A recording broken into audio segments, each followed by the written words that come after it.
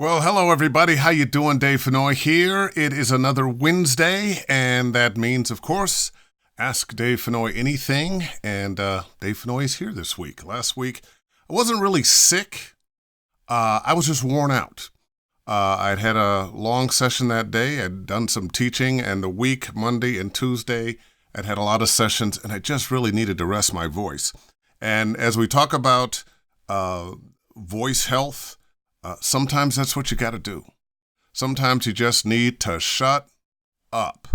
And even though your significant other, your friends, family may want to talk, just be quiet. Let your voice rest a little bit. Get a lot of fluids in there. Drink a lot of water. Drink that tea, hot tea with lemon and honey. As a matter of fact, you don't even really need the tea. The lemon and the honey are what really do it. Oh, let me say hello to some people. Erica, how are you? Muller, good, and Christina, Frank, Andre joined. Santiago, how you doing? Michael Glover, Scott Early, Stephen Clark. Stephen, what's up, man? Elena Munteen, and thank you for coming to Backyard Jazz. Andrew Willis, Craig Young, Martin T. Roberts. And by the way, those of you who did come, we had a wonderful Backyard Jazz. Backyard Jazz goes old school R&B. The band Biscuits and Gravy, who just knocked it out of the park. It was amazing. So much fun. And we were able to raise some money for the Watson Willowbrook Youth Symphony. There's an event later on this month where I'll be presenting a nice fat check from our organization, Backyard Jazz Foundation. By the way, if you'd like to help out, you can go to backyardjazz.org, and there's all kinds of ways you can donate money. Thank you so much for that. Let's talk voiceover. I had a student just a little bit ago, and she sent me an audition she had done, and something a little different for her. This is a woman who has had a great career in voiceover. But she's trying to do some new things. And when I don't think that's enough hearts there that you're sending me there. Oh, love it, Andre. Andre Sosa. Appreciate it, man. This is a woman who has had a very, very successful career in voiceover, and it continues. But like a lot of people, you want to make yourself available and prepared for as many different genres in this business as possible. Two things have happened in the voiceover business over the last number of years. First of all, there's lots more work than ever before in lots more areas than ever before, and more people knocking on the proverbial voiceover door. Used to be you had to live basically in New York, Chicago, L.A. You had to be in the union. And that's where you had a career. Now, union work has fallen off. We've had a 50-year war against unions. I'm always amazed when people start talking about, well, back in the good old days, which doesn't make a black man feel comfortable. But back in the good old days, we had jobs and so forth and so on. And one of the things we had that worked for us as workers were unions. Salaries were up, and the difference between salaries between the worker and the CEO wasn't as different as it is now. We all, workers of the United States of the world, need to be on the same page. As we are not getting paid enough. I'm not talking about me personally. I do very well. But most of us need to be pushing, we need to support each other and push our wages up. And definitely in the voiceover world, when people start talking about, oh yeah, I got $50 for you to do this commercial. Come on, you can't accept that. You just cannot accept that. In my time in the union, I have sat in on union negotiations. I was part of the promo caucus, went to New York, and sat with a number of voiceover people. And the first thing the other side said was, you guys make too much money. I think we only ought to be paying you about $50 per promo. And unfortunately, all too often, that's how the other side thinks of us, the people who do the work. And it's got to be a partnership of some kind. And these working partners need to be paid more. But I'm off on a tangent. Let's go to some other things. Anyway, had a student in earlier today, and she wanted me to listen to an audition she had done because it was a new area for her. And anyway, the first thing I noticed was I hit the button there on the MP3, and it said her name, and then it was 1,000, 2 1,000, 3 1,000, 4 1,000, 5 1,000, 6 1,000. Finally, she said something. I want you to be very careful of leaving too much time in between slates.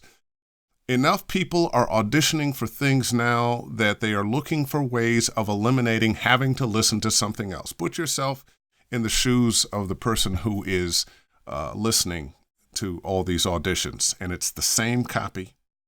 Everybody's trying to do the same thing, and maybe you've got 100, 200, 300 of these to listen to, trying to whittle it down to the final 4 or 5 to listen to. So don't leave too long a pause between your slate, that is, if you're giving a slate, sometimes they don't want one anymore, and your audition. She had about 5 or 6 seconds there. That was just way too long. Give it a second, maybe 2. That's plenty, because none of us these days has an attention span that is that long. Anyway, let's see if we have some questions. I'll come back to that if we. Hey there, Dean. Oh, thank you. Santiago William, how long you doing a lovely Wednesday evening? I'm doing great, thank you. I'm getting some comments about Atlanta being the new Hollywood. Michael Halliday, I know that feeling. 13 years I'm coming in and can barely make it. Yeah. Okay, come on. Where are the questions now? How can I expand your voice? How can you expand your voice in voice acting? Yvette, very good question. Let's think of it as you are an athlete, and you're playing baseball. You know how to hit a ball. You know how to catch a ball. You can pitch. You can catch. You can do all these things in baseball. But now you want to play basketball because there's some opportunities for you as a great athlete to play basketball. And this may not be the best example, but there are other skills that are involved to play basketball. Yeah, there's a ball involved. Yeah, it's a sport. But instead of standing there and tapping your shoes with the baseball bat and waiting for that 100-mile-an-hour pitch that you have to bunt or hit for a home run or put through the gap, the skills of being a first baseman or shortstop, or instead of all that, now you've got a whole new thing. Now you got a much bigger ball. You got to run up and down the court with these other guys and throw that. They're different skills.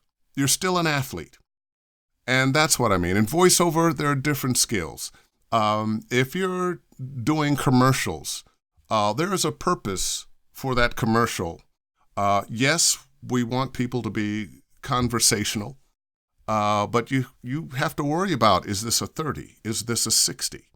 And did you clearly say the name of the client?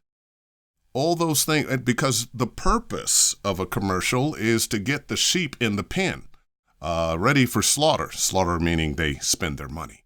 What you are doing is pushing commerce. You are sharing some information. Notice I said sharing, not selling. You are sharing some information about a particular product or service that you want to convince people they should use. Same thing with TV promos. You're trying to convince somebody to watch a particular show, but still different skills there. That's what I'm talking about. You want to constantly expand what it is you are able to do. And there's so many more opportunities to make a living now. There are people I've talked about sometimes before, the high-profile work and the not-so-high-profile work. The high-profile work, video games, cartoons, commercials that are going to run on radio and television, narration that's going to be on television. But there are people making a very good living with audiobooks, with e-learning, with corporate narration, with work that is never, ever going to show up in some broadcast media, and they are doing just fine. And I think it behooves us as voice actors to be to have as much variety in what we can do as possible. And there are different skills, different things you have to pay attention to for each of those things. For all of them, got to have your reading up. For all of them, you need to be able to make it conversational. But after that, some things change. So if you're somebody who's been making your money doing TV promos, God bless you, because that is perhaps the most lucrative area of voiceover. But what happens when you lose that channel and they've decided that nobody's picking you up anymore? You might want to be able to do cartoons or commercials or narration. So just a word to the wise. Let's see, got a couple of comments here. Oops, hit the button too soon. Union versus non-union versus FICOR. Your thoughts? Well, getting back to what I was talking about before. In the perfect world, union. But everybody's got to start somewhere. There are a lot of people who are really ticked off at, say, Fiverr. But I remember my first gigs, and I'm not, saying Fiverr is a wonderful thing, but as I just mentioned, everybody's got to start someplace. One of the things I hear about Fiverr from the other side is people will use Fiverr to get a sample of what that commercial might be like. People who actually don't have a lot of money will be using Fiverr, but most of the Fiverr people are going to have a hard time moving up to the next level. A lot of people who are in the union who are not getting enough work go FICOR because so much of the work, a lot of work that used to be union has gone non-union, and FICOR allows you to kind of be in the union but kind of not. You pay your dues. You still have someone to collect for you on union gigs. Money is still going into your pension, but you lose your voting rights. Now, one of the things a number of people I know who do FICOR is, especially with commercials and, with any job they might get, is try to encourage that client to go union and show them the benefits of their going union. They're not paying that much more. They're exposing themselves to a higher grade of talent, and they're, helping you out. Okay. So what do you think about adapt to new technology like voicing for Alexa? Well, I am a Google voice. I'm one of the voices that you can hear on Google as a Google Assistant. I don't know how they named it. It might be middle-aged black guy or cool black guy or something. But that work is out there, and it was a nice big check, but unfortunately there are no residuals. I don't get usage, and people who are doing this don't get usage. So in many ways, I don't like how we as voice actors are being treated when we are being AI voices. That first very famous AI voice, the woman who did Apple Siri, she didn't know she was doing it for Apple. Another company hired her. I think she got a decent check for the work she did, and then a few months later, her friends started calling her, "Hey, wow, that's you on the Apple voice." Well, Apple made millions, and she never saw another penny. So I've got some issues with it, but you take the work you can get, and it's a feature of today. There's money to be made in telephonics and being AI voices. And I think it's only going to expand. If you've noticed, you can now get some celebrity voices for AI voices for various kinds of equipment. So, you're driving along and, you were just able to pick a male or female voice. Now you can pick male, female, this region, that region, and now you can get celebrities. You're welcome. Craig, Michael Glover. Hey, Dave. Well, I passed on my first audition. They did not say they would prefer an African-American British accent. They said they would not accept any auditions if they were not from African-Americans, British talents. I passed. Was I wrong not to try? Let me get this straight. They did not say they would prefer an African-American British accent. They said they would not accept any auditions if they were not from real African-American British talents. Well, Michael Glover, I do believe you fall into the category of, not African-American, African, but you are American. So you have an American accent. If you're black, you have an American accent. Now, if they say, we're looking for Caucasian, we're looking for a Latin voice, okay, fine, but you have an American accent. There are a lot of American accents. There's a New York accent, there's a Boston accent, there's a Kentucky accent, there's a California accent, Chicago accent. All of those are American accents. I'm thinking if they were open to an American accent, it was open to you. Craig Young, so when are we coming to Canada to teach? There's a burgeoning film production industry here. We need you. Well, thank you, Craig. Send me a note in the DMs and we'll talk. I need a connection up there. Andreana, what kind of acting training did you receive? I started off early. I was a child actor growing up in Cleveland. There was a community, it had a theater, but a community arts center, Karamu House. And any black actor you see on television who's from Cleveland went through Karamu House. And at Karamu House, they taught music, they taught dance, they taught painting, drawing, sculpture, and theater. And I took a number of those. I was in a number of plays. I started learning to play, at that time I was playing trumpet. Then they put braces on my teeth and I switched to guitar. But I did a lot of theater as a child there. And in high school, I was president of the Players Society. No, not the, hey, player, baby, what's going on? No, but the players, the theatrical people. And I went off to college originally as a theater major, but I was also playing music, dropped out of school, played on tour for a while, then went back and finished up in music. So had an acting background, and from music I went into radio, and radio brought me back to voiceover. So that's that story. Thank you, John. Hey, why, Amelia, yeah. Doug Perryman, Jackie Bales, what's up? There's a Steve Tardio accent, too. Yeah, no, okay.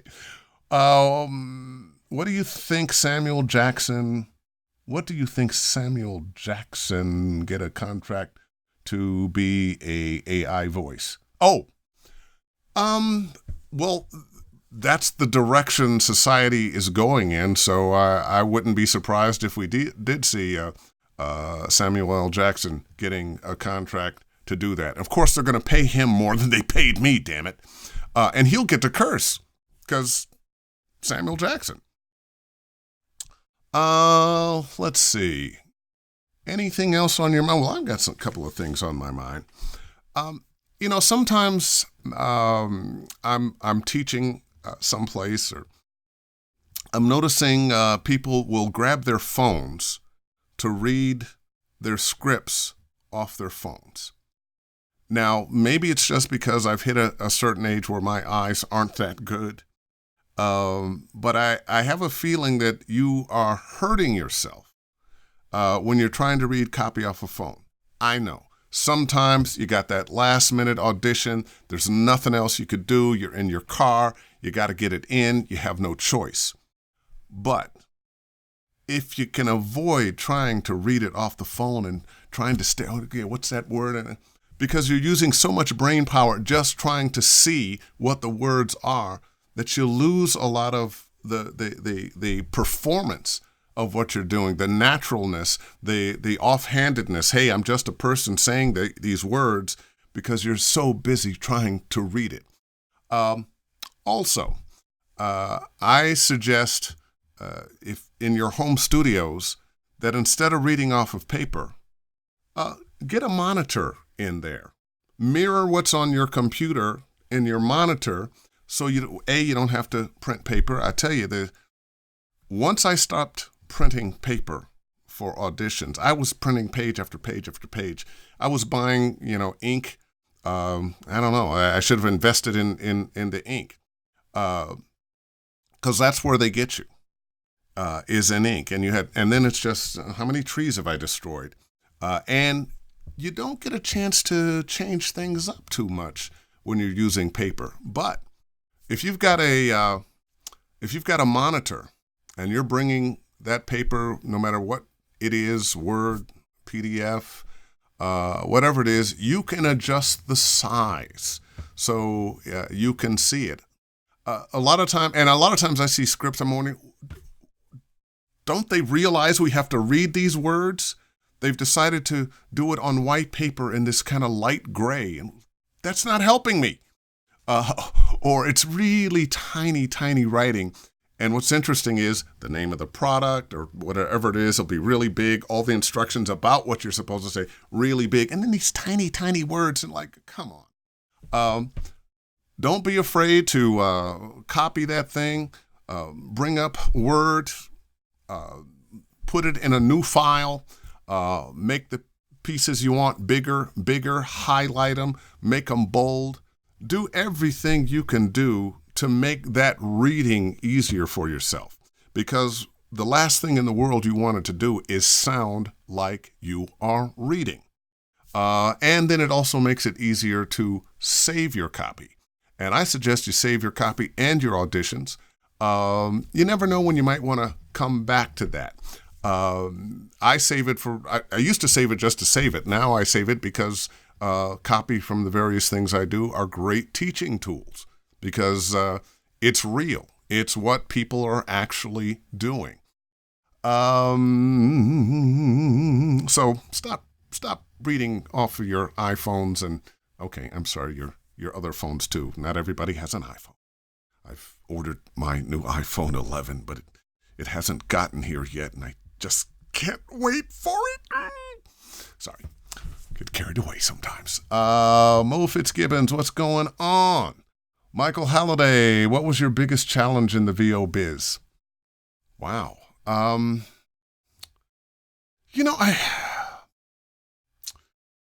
That's a good question. I'm not sure I know what my biggest challenge was.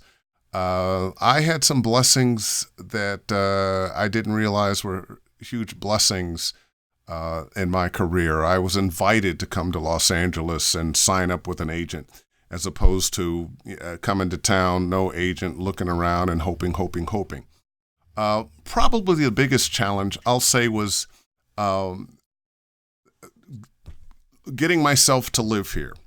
I was married with a child, and I was very established in the Bay Area.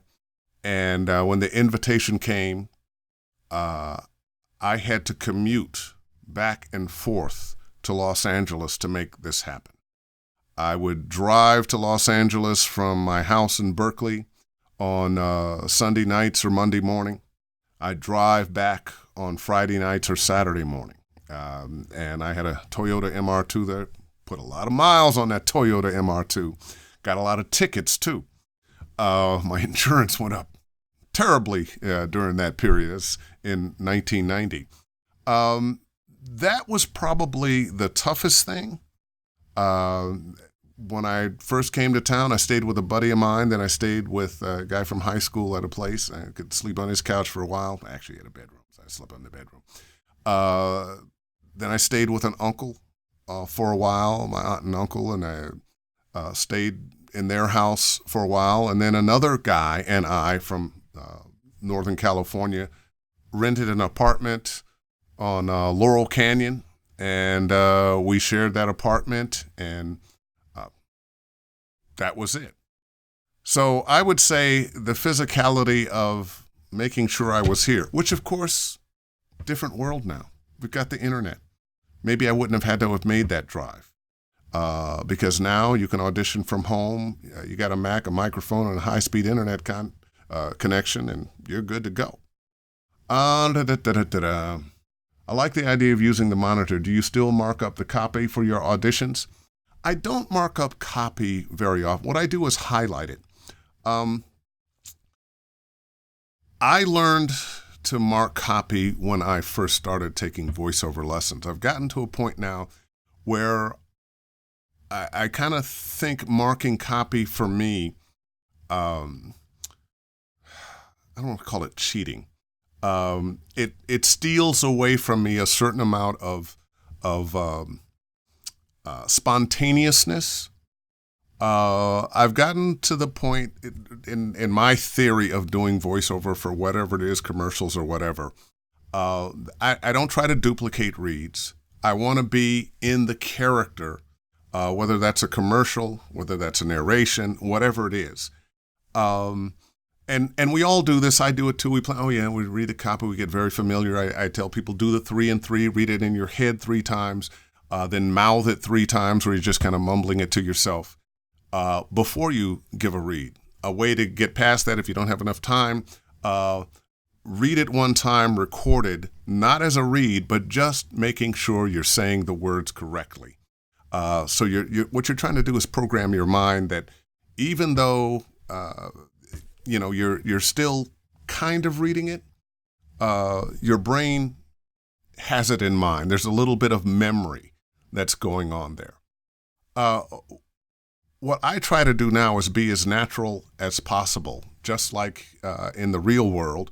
There are some things, some genres where you can't be that natural. But if I'm doing a cartoon character, a video game character, commercial, where I'm playing, commercial, you're playing dad, you're playing a spokesperson, you're playing whatever the character is. I want to let that character just say it. Let the character say it, and the character hasn't planned how he's going to say it, just like you haven't planned how you're going to say it. One of the things I say teaching to my students, part of what I want to teach you is to free yourself from the tyranny of words and punctuation. I think we make a mistake when we are trying to, the sentence starts here and it ends there. There's no commas in it. I think we make a mistake sometimes when we go, I got to get from the beginning to the end because there's no comma. There's no place for me to stop. Sure, we stop all the time when we're in the middle of a sentence. We're having a conversation. The words have to come to us. We're trying to choose what word we're going to use. Our inner dialogue says something to us about how we are being heard, how people are reacting to us, and things change up. I want to be able to have that kind of spontaneity in everything I do. So I don't mark up my scripts anymore. Hope that answers the question. Luc de Villars. On rare occasions, I had to do English voice for a character, but I've been asked to do the voice for the same character in another language. But strangely, I've been asked to play it differently. Did that ever happen to you? Because I had quite a struggle to voice 2 times the same character. It felt quite bizarre to give life to a character, but with a different way to talk or different mood, compare from one version to another. I've had a little bit of that. I play Lucius Fox in a couple of Batman games. Batman. In a couple of Batman games, Telltale Batman and Batman Arkham Knights. And same character, but he was a little different in each game. So I did have that, but I wasn't doing the 2 characters, close together, so it didn't really bother me that much. I can't say that I have had that. One of the things I have had is the same copy in a video game, but different characters. Same copy is being said by different characters. So even though it's the same copy, you have to bring something else to it. The voice of this character, the rhythm of speech of this other character. Because just like you have a particular rhythm of speech, a song in your voice, each of your characters is going to have a little different song and rhythm in their voice. And bringing that sometimes can be a little difficult. I used to try to do, if I were playing two different characters in a cartoon or video game, more in cartoons because you don't actually get much dialogue in the video games with anybody, but I would try to do the conversation with myself because I thought I was that good. And sometimes I was, but it's difficult sometimes. You're playing this character with this accent and you're playing this character with, different accent or different age, different whatever, and you're trying to go back and forth between them. That can be really difficult. Sometimes it works, sometimes it didn't. I wouldn't try to do that now. Okay. Da-da-da-da. Oh, cool. Michael Glover, Idris Elba is the voice I listen to on YouTube to get a feel of the Black British accent. They were saying politically correct African-American black, but after listening to Idris speak naturally, I knew why they wanted it to be real, and I was not there. I'm going to bring this up as accents, Michael Glover there. A lot of people do a lot of accents, but not that many really well. I have some voiceover buddies of mine that just blow me away with the accents they can do. I do some accents. But I'm not going to do an accent unless it's something I don't have to think about. And there's some accents, I can say a few words in an Australian accent, but I would never audition in that Australian accent because, doing, 5 or 10 lines is one thing. Doing 200, 300 lines that I haven't seen before that I got to do now is something else. And I would have to think about, how am I saying this? Now, some African accents that I do, some Caribbean accents that I do, some English accents that I do, some French accents that I do. I don't have to think about. Once I'm in it, I'm there. And until you can just let it out and out it comes, be careful of auditioning in an accent that you don't do 100% well. Because I guarantee you're going to have more lines to do in that than you thought. Okay. Hey, Lisa Tillis, join. Guys, back from your little honeymoon anniversary thing. Wonderful. Well, that's what I was trying to say. Thank you. You're welcome. Trakina, and I hear things about people from time to time. Trakina White, I am hearing good things about you. Just want you to know. Are you coming to the Bay Area to teach anytime soon? I'm going to be up in the new year several times at Voice Tracks in Sausalito.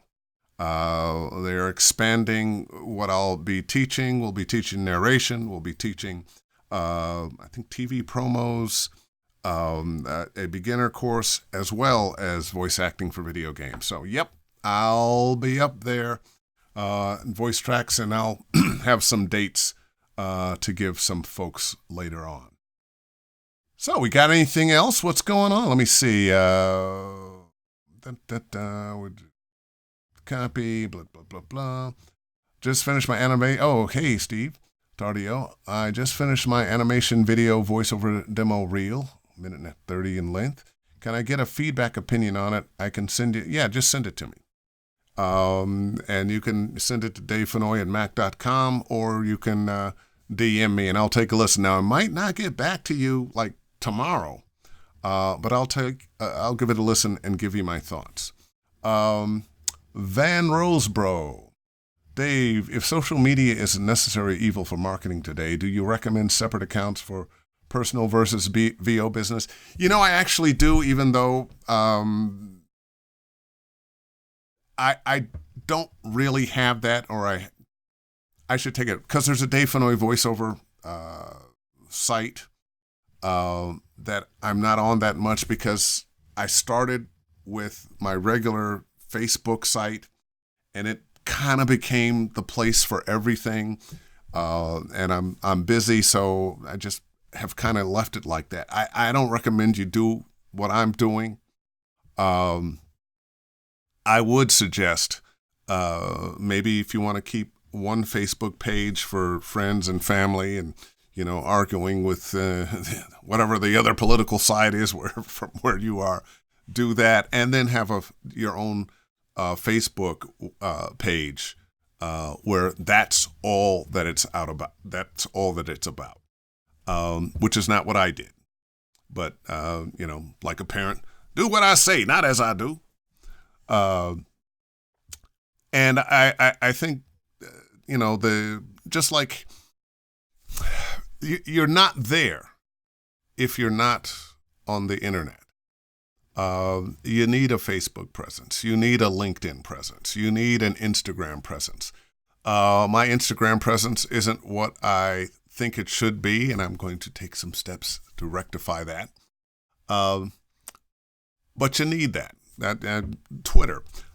Fortunately or unfortunately now, sometimes the reason you get hired on a video game or cartoon is not just because you're talented. They're hiring you because you're talented, but perhaps they were looking between you and somebody else, and they liked you both just about the same. They're trying to make up their mind, and somebody says, oh, let's see how many Twitter followers they have. That might be the difference in your getting the job or not, because you have more or less Twitter followers than the other person. The person with the more is going to be the one they lean towards, because this business, oh, hello, Sultan, how are you?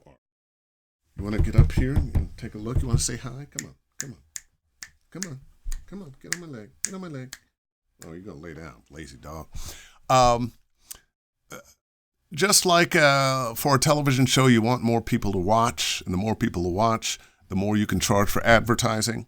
The more Twitter followers or YouTube followers that you have, once that game or cartoon is out, they're counting on you exposing that to the people who follow you, to get more people to buy that game, play that game, become more aware of that game or cartoon or whatever it is.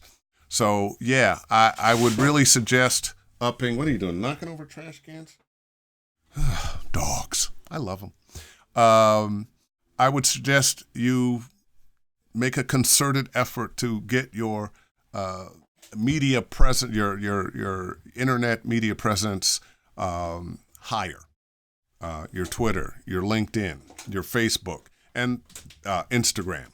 One of the things I like about Instagram is you can post things there that go to other places. I'm sure there's some other ones. And probably one day I really need to just get an internet guru to help me with my social media. But we'll do that another day. What else have we got here? Oh, yes, I am. Thank you, Michael Haskins. Does Instagram is the new show up? Does Instagram is the new show up? Andre, well, he's Spanish speaking. This is his second language. I'm not sure what you're asking me there, Andre. Oh, since I'm not letting you out now, Clementine. Luke DeVillar, just wondering if you are thinking on doing a little appearance on the Troy Baker and Nolan North show, Retro Play. It would be absolutely rad to see the three of you. It would be nice to see the three of us there. You know what? If they invite me, I'm there. I'm friends with both of them. And funny, I've known Troy a long time. We've interacted a bunch. I went years and years and years hearing about Nolan and hadn't met him. And finally, not that we were in a session together, but we were in the same studio. Oh, you're Nolan. Oh, you're Dave Fennoy. Well, hey, man, what's up? And it's funny about voiceover. Have you ever noticed you meet people that you know of in voiceover and you feel an immediate kinship? You didn't have to have met them before. Okay. Silly dogs. Excuse me one moment. All right.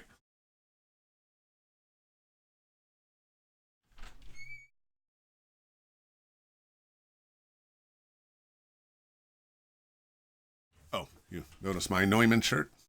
Um, there's something about meeting somebody whose work you know and respect in this voiceover business that there's an immediate kinship because you know what you went through or what each other went through. There's a camaraderie there. It's one of my favorite things about voiceover is meeting people that you haven't met, but who are working in voiceover. You've heard about them, you know about them, and you respect the game.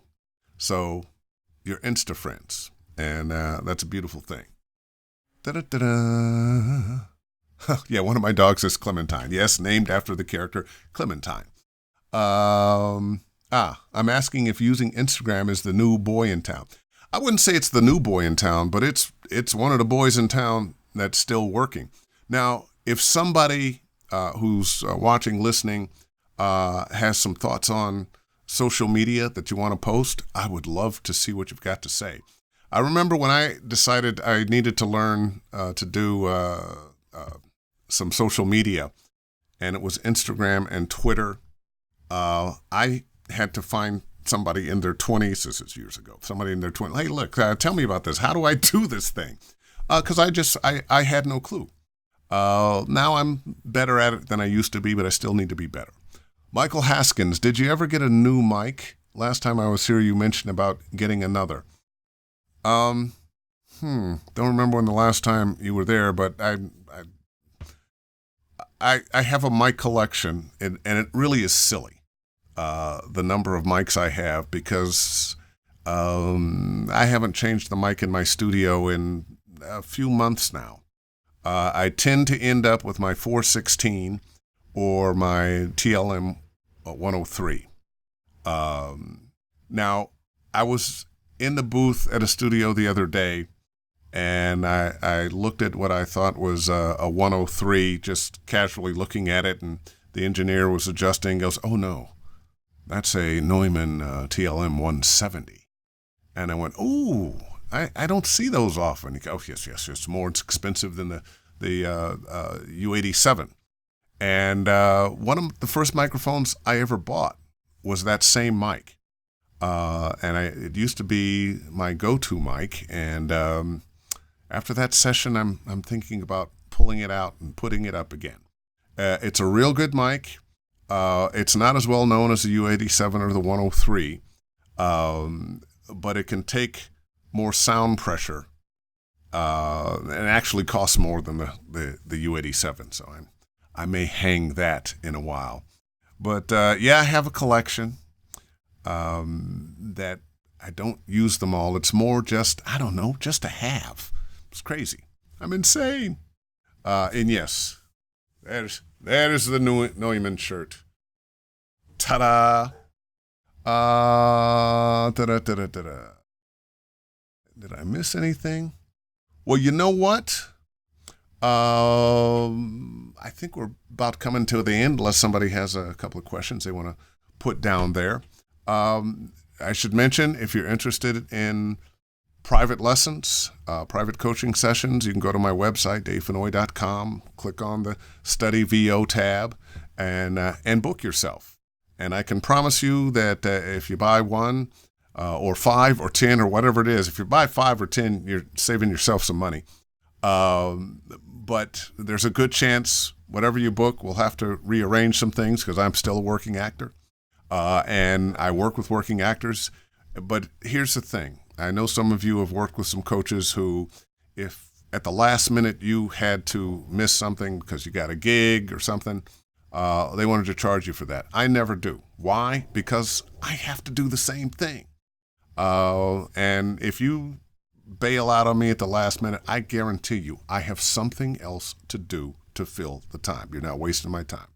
So I never charge you if we have to reschedule. Chris Anthony, once a video game comes out, can they call you back in to do more recording for that role? It just happened to me. Not only can they, that's what you want them to do. Nothing like another session fee. As a matter of fact, that's one of the features of games now. Story has become much more important than all the bang bang shoot 'em up. And even if the bang bang shoot 'em up is still there on a lot of these games, these battle games, story is still more important than it used to be, and they will be bringing your characters back for different adventures, different interactions with other characters in the game. So yeah, and this is a good thing. This is a good thing. I remember doing Dota 2 years ago, and it was up for a session or two and then done for years. And now they've just started bringing me back in to update some characters. But Fortnite Save the World, I'm on that. We have been having, a session or two every couple of months because they're updating the game and the story. So much so that they're following the holidays. So the Fortnite Save the World Halloween story is different than the Christmas story, is different than some of the other holiday. And what are you doing? Get out of there. Bad dog, Sultan. They're just like kids. If only you could send them to school. So what do you think generating free media content to be looking at this? So what do you think generating free media content to be looked in this profession? Well, I'm generating some free content now. I'm not charging you anything for this. It's going up on my YouTube channel. And I always suggest that people that want to get into voiceover, get all the free stuff you can first. And I'm a believer, I won't say I'm a particularly religious person, but you've heard this before, spiritual. And I believe a lot of the spiritual lessons, that which you give away comes back to you tenfold. So I'm a great believer in sharing. And so that's why I give it away. One, I enjoy it. I believe teaching helps you remind yourself of what it is you're supposed to be doing. And I think it's good karma. So, and beyond that, I enjoy this. All right. Once again, I'll be back next Wednesday, 6 p.m. Pacific. Get your questions ready. Send them in. Want some private lessons? DaveFennoy.com. Flip on the study VO tab. You got a demo or something you want me to hear? Send it. I'll listen. Can't promise I'll get right back to you, but I will. And in the meantime and in between time, hope you book everything you audition for, unless I'm auditioning for it too. See ya.